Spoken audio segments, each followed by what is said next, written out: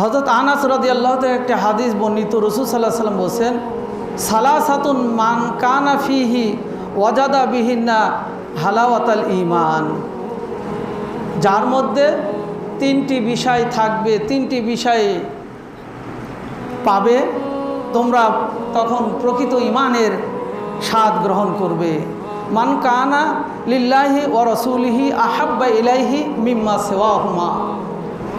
বলেন, যার কাছে আল্লাহ এবং তার রসুল সবচেয়ে প্রিয়, নিজের ছেলে, নিজের পরিবার, নিজের বাবা, নিজের ভাই, নিজের দল, নিজের নেতা, সকলার কাছে, সকলার চেয়ে আল্লাহ এবং তার রসুল সবচেয়ে প্রিয় হবে, তখন সেই ব্যক্তি ঈমানের স্বাদ গ্রহণ করবেন, ঈমানের মজাটা পাবেন।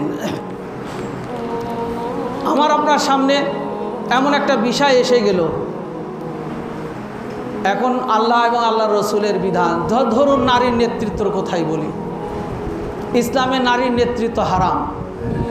এটা যেইভাবেই ফতোয়া দিয়ে বৈধ করার চেষ্টা করুক না কেন, পৃথিবীর শুরু থেকে আজ পর্যন্ত 2,24,000 নবী আম্বিয়ার আগমন ঘটেছে, আল্লাহ কোনো নারীকে নবী বানিয়ে পাঠিয়ে দেন নাই, প্রতিনিধি হিসেবে পাঠিয়ে দেন নাই।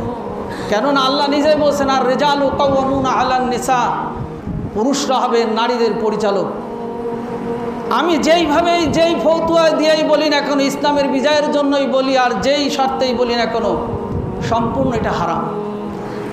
এখন আল্লাহ আল্লাহ রসুলের বিধান, নারীর নেতৃত্ব হারাম, আমি কৌশলে যদি বলে যে না, এই জন্য আমি নারীর নেতৃত্ব মেনে নিলাম, নারীকে নেতা নির্বাচিত করলাম, এটা আপনার আসলে প্রকৃত ইসলামের স্বাদ আপনি গ্রহণ করতে পারবেন না। আল্লাহর বিধানকে কৌশলে পাল্টিয়ে দিয়ে আপনি সেখানে তাগুতকে বসিয়ে দিলেন, মানব রচিত আইনকে বসিয়ে দিলেন, এই জন্য আপনি পরিপূর্ণ ঈমানদার হতে পারবেন না।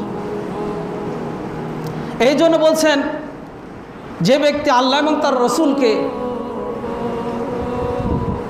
সবচেয়ে প্রাধান্য দিল, রসুল আল্লাহ এবং রসুলের বিধানকে সকলের উপরে প্রাধান্য দিতে পারবে, তখন সে হবে ঈমানদার, মুমিন হতে পারবে। অমান আহাব্বা আবদান লা ইউহিব্বু ইল্লাল্লাহ। যখন একজন মানুষকে, একজন ব্যক্তিকে, কাউকে আপনি ভালোবাসবেন কেবল আল্লাহর উদ্দেশ্যে, তার মধ্যে ভালো গুণ দেখেছি, ভালো আমল দেখেছি, দিনদার, পরহেজগার, ঈমানদার, মুমিন, তাকওয়াবান, মুত্তাকি ব্যক্তি আপনি প্রাধান্য দিলেন। যখন ফাসিক পেলাম, বেদাতি পেলাম, আল্লাহ এবং রসুলের বিধান লঙ্ঘনকারী পেলাম, আমি আল্লাহ এবং আল্লাহ রসুলের উদ্দেশ্যেই তার সাথে সম্পর্ক ছিন্ন করে দিলাম।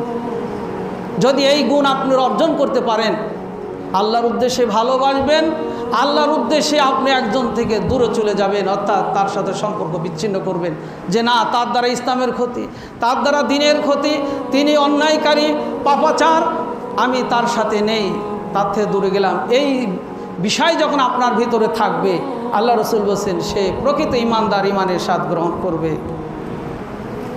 এরপর ওমাই ইয়াকরাহু আইয়াউদা ফিল কুফরি বাদা আন নাকরাহু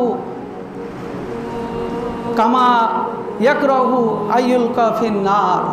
আল্লাহ রসুল বলছেন, কুফরকে, ইসলামের বাইরে যত বিধান আছে, যত আইন আছে, যত যা আছে, কুফর, যখন কোনো ব্যক্তি ঈমানের ক্ষেত্রে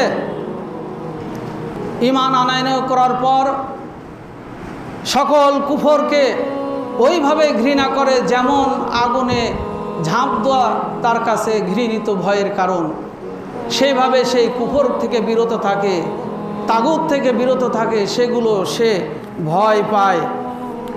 মোহতারাম হাজিরিন, একজন মানুষের মধ্যে যদি এইরকম গুণাগুণ থাকে, আল্লাহ রসুল বলছেন সে প্রকৃত ঈমানদার হয়ে যাবে, প্রকৃত মুমিন হয়ে যাবে। আজকে আমরা বড় পরিতাপের বিষয়, আমরা মুসলিম নামাজে এসে এক আল্লাহর কাছে বলছি, ইয়াকা না'বুদু ওয়া ইয়াকা নাস্তাঈন, হে আল্লাহ, তোমার কাছে সাহায্য প্রার্থনা করি, কেবল তোমারই ইবাদত করি। মসজিদ থেকে বেরিয়ে আরেক জায়গায় যে আবার ফুল দিচ্ছি, মসজিদ থেকে বেরিয়ে যে দুর্গার কাছে যাচ্ছি, মসজিদ থেকে বের করে আমরা মাজারে যাচ্ছি।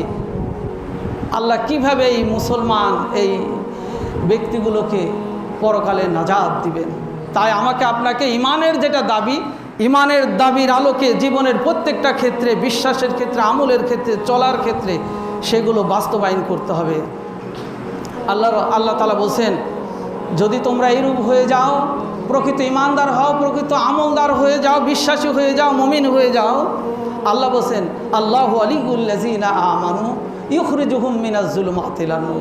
তাহলে আল্লাহ তোমাদের অভিভাবক হয়ে যাবেন, তোমাদের অন্ধকার থেকে আলোর পথ দেখিয়ে দিবেন, তোমাদেরকে সফলতার পথ তিনি দেখিয়ে দেবেন।